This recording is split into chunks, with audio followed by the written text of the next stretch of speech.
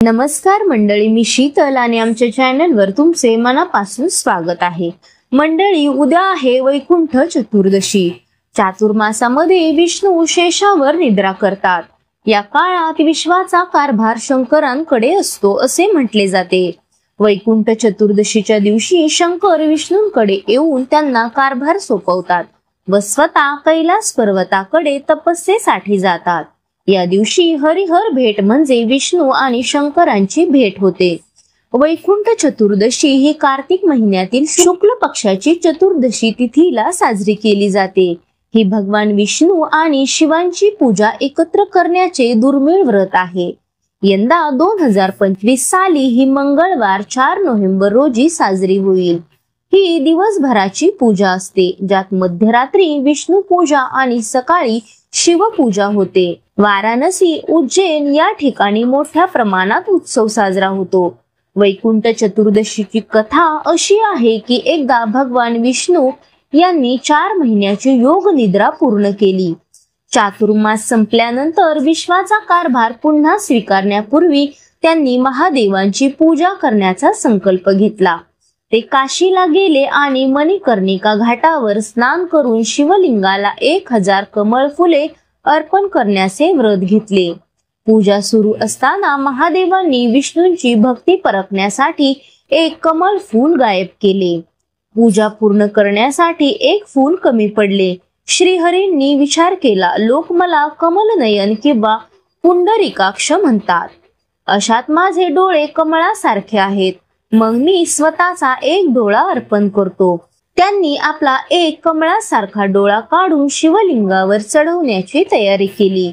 विष्णूंची ही अगाध भक्ती आणि प्रेम पाहून भगवान शिव अत्यंत प्रसन्न झाले। ते तात्काळ प्रकट झाले आणि विष्णूंना थांबवले। म्हणाले, हे विष्णू, तुझ्यासारखा भक्त या संपूर्ण ब्रह्मांडात नाही। प्रसन्न होऊन महादेवांनी भगवान विष्णूंना वरदान दिले की कार्तिक शुक्ल चतुर्दशी आता वैकुंठ चतुर्दशी या नावाने ओळखली जाईल।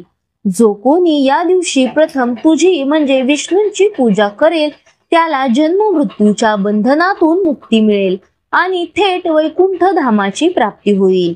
याच दिवशी शिवांनी विष्णूंना सुदर्शन चक्रही प्रदान केले। वैकुंठ चतुर्दशीला भगवान विष्णू आणि भगवान शिव यांची पूजा करण्याची प्रथा आहे। सकाळी स्नान केल्यानंतर स्वच्छ कपडे घालून आणि घरातील प्रार्थना गृहात पूर्वेकडे तोंड करून बसावे। लाकडी व्यासपीठावर गंगाजल शिंपडून शुद्ध करावे। व्यासपीठावर पिवळा कपडा पसरवावा। भगवान शिव आणि भगवान विष्णू यांचे चित्र किंवा मूर्ती स्थापित करावी। पांढरे कमल फुले, चंदनाचा लेप, केशर, गाईचे दूध, चंदनाचा लेप, अत्तर, दही, साखर, मिठाई आणि मध यांनी भगवान विष्णूंचा अभिषेक करावा।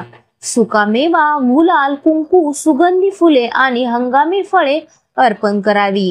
प्रसाद अर्पण केल्यानंतर श्री सूक्त, भगवद्गीता आणि विष्णू सहस्त्रनामाचे पठण करावे। त्यानंतर भगवान विष्णूंच्या बीज मंत्राचा जप करावा। वैकुंठ चतुर्थीला भगवान विष्णूंची पूजा केल्यानं सर्व पापापासून मुक्ती मिळते। वैकुंठ चतुर्दशीच्या पूजेदरम्यान भगवान विष्णूंना मखाणा खीर अर्पण करावी। वैकुंठ चतुर्दशीला भगवान शिवांची पूजा करण्याची पद्धत आहे।